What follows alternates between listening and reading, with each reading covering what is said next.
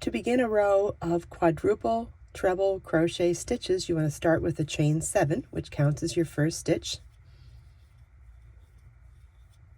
Then turn your work. Then we're going to yarn over our hook 5 times.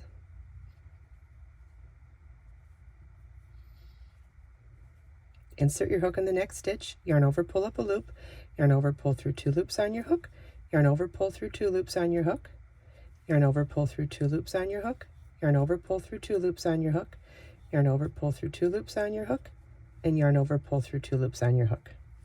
That's a quadruple treble crochet stitch. Let's do that again.